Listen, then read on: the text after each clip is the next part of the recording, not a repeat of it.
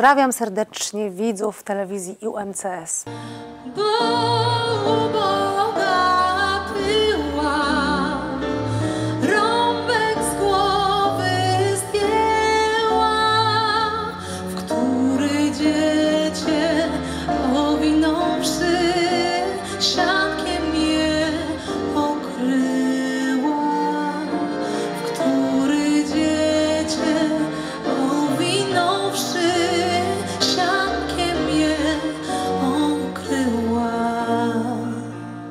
Główny artysta, a właściwie artystka koncertu UMCS Idą święta jest naszym gościem, Natalia Kukulska. Witamy serdecznie. Witam serdecznie. Jesteśmy chwilę po koncercie. Rzeczywiście było magicznie. Proszę powiedzieć, co to były za kolendy i dlaczego wybór akurat padł na te kolendy? Czy są to być może Pani ulubione kolendy? Nie, zupełnie nie miałam wpływu na wybór, mówiąc szczerze, ponieważ to są kolendy, które już jakiś czas temu opracował Marek Stefankiewicz.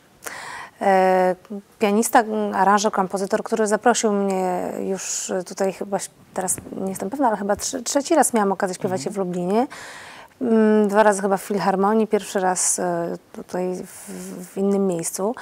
Ale są to kolendy, które też bardzo lubię, bo nie śpiewałabym takich, które gdzieś tam mi nie leżą. Ogólnie jestem z nimi tak zaznajomiona jak każdy, więc już nie ma się dystansu, która jest fajniejsza, która jest słabsza.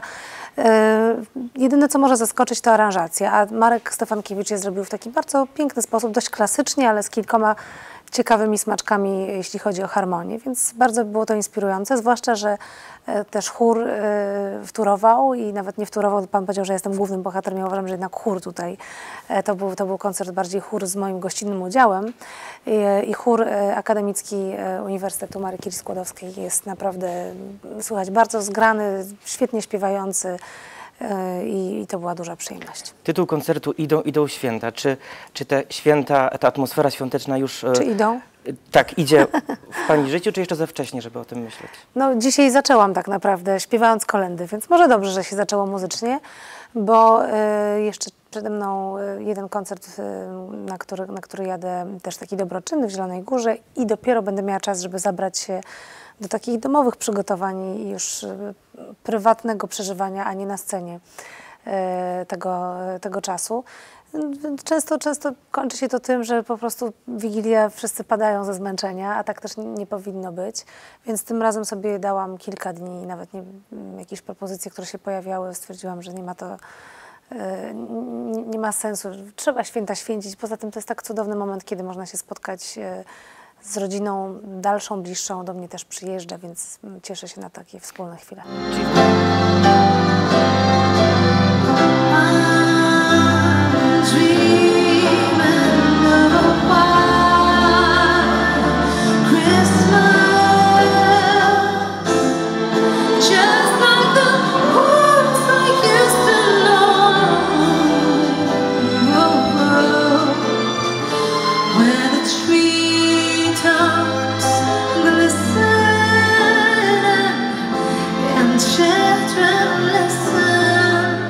Czyli w tym roku tradycyjnie jak najbardziej. Tak, rodzinnie, tradycyjnie. Wspomniała Pani o koncercie pomocowym, charytatywnym w Zielonej Górze. Od wielu lat, właściwie w tym okresie właśnie przedświątecznym, aktywnie Pani angażuje się w różnego typu akcje takie właśnie charytatywne i świąteczne. Czy to jest dobry czas właśnie, żeby sobie przypomnieć o potrzebujących? Ja myślę, że jest to dobry czas, bo jest to taki czas, kiedy myślimy o rodzinie. Niektórzy jakby nie mogą sobie pozwolić na to, żeby o tej rodzinie myśleć, bo po prostu i tej rodziny nie mają, tak jak na przykład dzieci z SOS Wiosek Dziecięcych, które bardzo wspieram, jestem ambasadorą stowarzyszenia i też właśnie za chwilę ukaże się płyta do kupienia z Gazetą Wyborczą, z której dochód będzie przeznaczony na właśnie dzieci potrzebujące, które mają w wioskach możliwość spędzenia tych świąt normalnie, ale trzeba pamiętać o tym, że jest jeszcze wiele dzieci w Polsce osieroconych. Wioski również trafiają do takich świetlic środowiskowych, gdzie wspierają dzieci. I to nie jest tylko od święta do święta, natomiast rzeczywiście święta na pewno są takim dobrym pretekstem, żeby zapukać do drzwi innych ludzi i poprosić o jakąś pomoc i wsparcie tym, którzy potrzebują. Zbliżają się nie tylko święta, ale i koniec roku, niestety albo stety.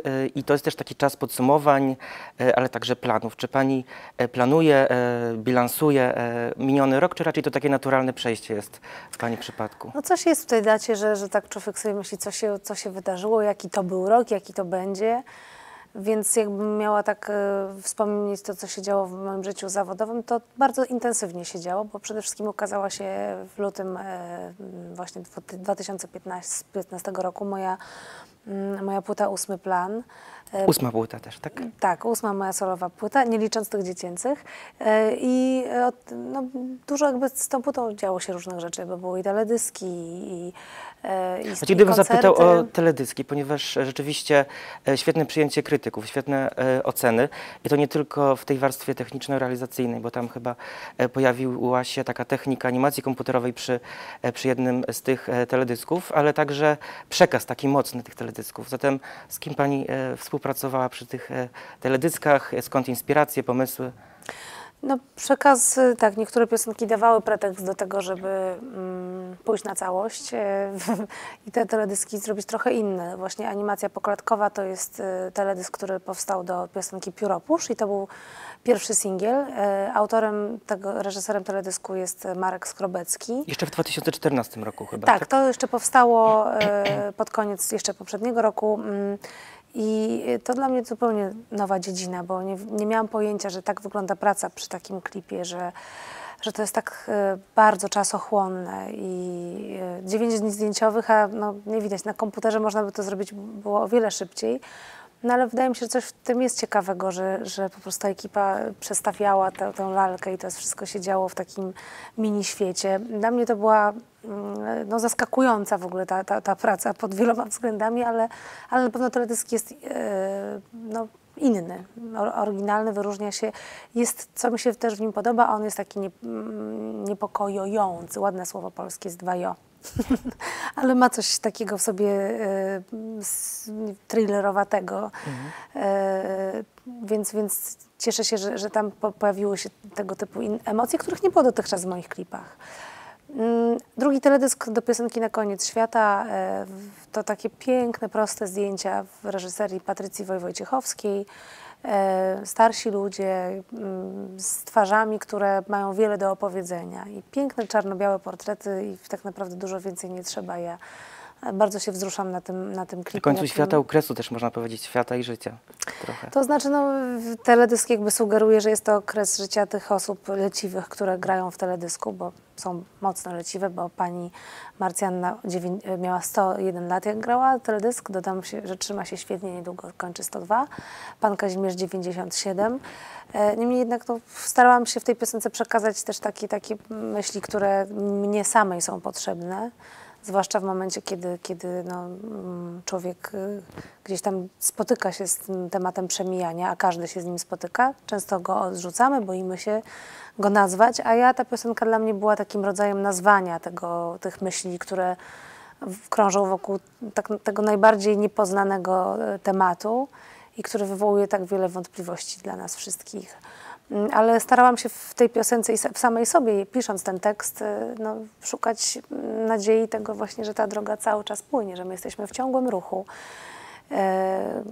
i tak naprawdę jesteśmy jedną częścią jakiejś większej całości. Tak sobie sama tłumaczę czasami no, jakieś trudniejsze tematy, kwestie, które przychodzą do mojej głowy w związku na przykład ze śmiercią mojego taty.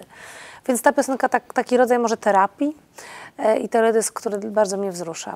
No i trzeci teledysk to jest Miał piosenka. Nominacja do JAH 2015. Tak, Arek Nowakowski, który ma taki bardzo swój język filmowy, dość charakterystyczny.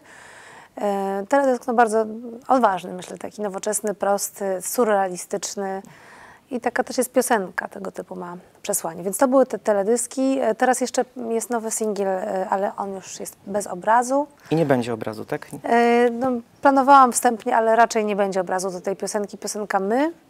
Powstała wersja radiowa tego utworu i wydaje mi się, że to jest taka najbardziej tak jak w tych różnych opiniach o płycie było, że ta płyta jest mniej komercyjna, to wydaje mi się, że ta piosenka ma w sobie taki pierwiastek przebojowości. No w każdym razie na koncertach ona się znakomicie sprawdza i nawet jak nie jest znana dla publiczności, to fantastycznie ją przyjmują.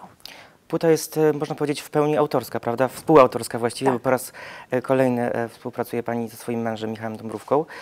Nie boją się Państwo ryzykować, nie boją się Państwo eksperymentować. Czy to jest tak, że już sobie jakąś taką niszę odnaleźliście i Nie, się no, pewnie czujecie? ja w ten sposób nie myślę, czy to my sobie odnaleźliśmy niszę. Bardziej zależy mi na tym, żebyśmy mogli robić ciekawe rzeczy razem, bo znakomicie nam to jakby wychodzi w tym sensie, że super nam się pracuje, bardzo się dobrze rozumiemy. Płyta Komiks to były nasze pierwsze takie muzyczne dziecko od początku do końca, a teraz 8. plan. I idziemy dalej, chociaż no, troszeczkę ten projekt, który teraz już zaczęłam, nad którym pracować, wygląda na to, że bardziej będzie takim kolektywem, pracą w zespole, na co też się bardzo cieszę, bo zawsze fajnie, jak przyjdzie jakaś inna energia z zewnątrz. Także razem wspólnie z muzykami, z którymi koncertuję, Archie Szewski i Marcin Małegórny, no, pracujemy już dalej nad płytą, która może uda się, że będzie w przyszłym roku. Jeszcze tego nie wiem, ale mam taką nadzieję. Więc kompozycje też będą autorskie, ale w naszym kolektywie powstaną. Chciałbym jeszcze tutaj wspomnieć o piosence, coverze z Krzysztofem Zalewskim wykonywanym. Krzysztof akurat jest z Lublina, pochodzi z Lublina i to też mówimy o piosence Zaopiekuj się mną zespołu Rezerwat. Tak. To też może być zaskoczenie dla fanów zespołu Rezerwat, dajmy na to. No myślę, że tak. Dla mnie samej to było zaskoczenie, bo ja sobie wymarzyłam ten utwór, bo pamiętam, że w dzieciństwie on robił na mnie jakieś duże wrażenie. I jakoś we mnie po prostu został na ten długi czas. I pomyślałam sobie, że jeżeli cover, to właśnie może ten i może w duecie. Jakoś tak sobie od razu wymarzyłam Krzysia, bo bardzo cenię jego twórczość. Jego solową płytę Zalew jest po prostu Zelik, przepraszam, Zalew, Zelik, prawdopodobnie. I również niekomercyjna tutaj. Czy niekomercyjna? Ja uważam, że bardzo komercyjna by mogła być, gdyby była grana przez radia, tak jak wiele innych rzeczy, które po prostu trochę rozgłośnie boją się wychylać i myślę, że to jest kwestia tego słuchania. Czasami utwór potrzebuje kilku odtworzeń, żeby w człowieku został, ale zostaje na przykład na dłużej niż te, które za pierwszym razem są takie bardzo chwytliwe. A Krzyśka płyta jest naprawdę znakomita. Ma bardzo oryginalne teksty, świetną produkcję, fajne, bardzo ciekawe melodie i znakomity wokal charyzmatyczny Krzysia. Piosenka ten cover Zaopiekuj się mną powstał we Wrocławiu na takim też dużym spontanie. Pojechałam i w ciągu jednej nocy tak naprawdę wieczorem nagraliśmy ten utwór, stworzyliśmy tę nową wersję, bardzo mroczną, ale na płycie 8. plan jest trochę więcej takich mrocznych klimatów, które gdzieś tam, zwłaszcza, że często związane one są z brzmieniem elektronicznym, mnie pociągają. Jeszcze gdybyśmy wrócili do tej komercyjności, niekomercyjności, radiowości, nieradiowości pewnych utworów, bo często Pani tak pół żartem, pół serio trochę wspomina w wywiadach o tym, że radia nie chcą, niechętnie grają Pani utwory, ale z drugiej strony też Pani dodaje, że świetnie Pani zna przepis, receptę na taki radiowy hit, który by się sprzedał, byłby do znudzenia grany, ale chyba jednak nie o to chodzi i no na coś innego miałam Pani taki utwór, wzięłam w nim udział w takim Filmowy. projekcie, tak, piosenka Wierność jest nudna do filmu Och Karol, która no, była stworzona na hit i nim się stała. Teraz Adele ma utwór, który jest stworzony na hit i nim się stał. Ja po prostu z całym szacunkiem, bo ten utwór Wierność jest nudna napisała Ania Dąbrowska, którą bardzo lubię. Teraz ostatnio miałyśmy okazję koncertować i też sobie rozmawiałyśmy bardzo o muzyce. Ja jednak uważam, że człowiek powinien przede wszystkim słuchać własnego głosu. Jeżeli jest to czas, kiedy ja czuję, że jest to czas, kiedy mogę mieć coś do powiedzenia artystycznie, kiedy mogę napisać własne teksty, własną muzykę, zwłaszcza, że ona się sprawdza na koncertach i myślę, że to, co robię, jest zdecydowanie dla szerszej publiczności, ale nie ma szans, żeby ona jakby to tak do końca poznała, bo tego nie ma w mediach. Natomiast na czym mi najbardziej zależy, to na tym, żeby mieć własną publiczność, która mi zaufa, która będzie ciekawa tego, co mam do powiedzenia, bo oczywiście to jest dla mnie niezwykle ważne, żeby mieć dla kogo śpiewać i tworzyć, więc broń Boże, nie obrażam się ani na nikogo i rozumiem też pewne mechanizmy, które które są na rynku, co by trzeba było właśnie robić, żeby odnosić komercyjne sukcesy. Ale te komercyjne były w 90-tych latach u mnie, a teraz może przyszedł czas na to, żeby wejść w głąb siebie i poszukać czegoś ciekawego i zaprezentować to może właśnie już innej publiczności, może bardziej tej poszukującej. Zatem tego na koniec, tak przy okazji świąt życzę Pani bardzo z całego serca, czyli tej wiernej publiczności, sukcesu niekoniecznie komercyjnego, no i wielu, wielu nowych inspiracji. Dziękuję Bardzo serdecznie. serdecznie dziękuję, pozdrawiam wszystkich również oglądaczy, podglądaczy. Wszystkiego dobrego na święta. Dziękuję. Dzięki. Słucham? UMCS. Dobrze. To powiedzieć coś jeszcze? Czy... Aha. Dobrze, dobrze. Pozdrowić po prostu, tak? Dobra.